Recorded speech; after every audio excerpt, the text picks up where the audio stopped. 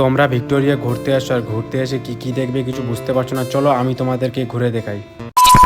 তারপর আমি ভিক্টোরিয়ার ভিতরে করলাম এন্ট্রি, আর এন্ট্রি করে সোজা এইদিকে চলে আসলাম গার্ডেনের মতো। আর গার্ডেন থেকে ভিক্টোরিয়াটা দেখতে অপূর্ব সুন্দর লাগছিল। তারপর ওখান থেকে সোজা হাঁটতে চালু করলাম এইদিকে, আর হাঁটতে হাঁটতে চলে আসলাম এই সাইডে। আর এসে এখানে কলকাতার সব থেকে উঁচু বিল্ডিং তোমরা দেখতে পাচ্ছ আমার পিছনেই আছে।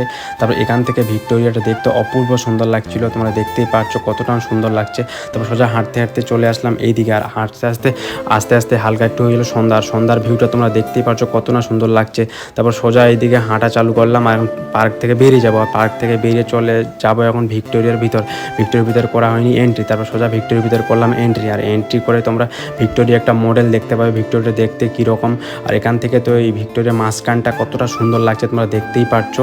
তারপর অনেক কিছু জিনিস ছিল দেখার, তোমরা দেখতে পাবে এইদিকে অনেক জিনিস আছে, বই থেকে চালু করে পুরনো অনেক জিনিস। তারপর সোজা ওখান থেকে বেরিয়ে পড়লাম, বেরিয়ে পড়ে বাইরে আসলাম। আর বাইরে থেকে দেখতে ভিক্টোরিয়াটা এরকম কিছুটা লাগছিল। এখন হয়ে গেছিলো হালকা সন্ধ্যার, সবাই অনেকজনই এখানে বসেছিল, বসে ফটো তুলছিল।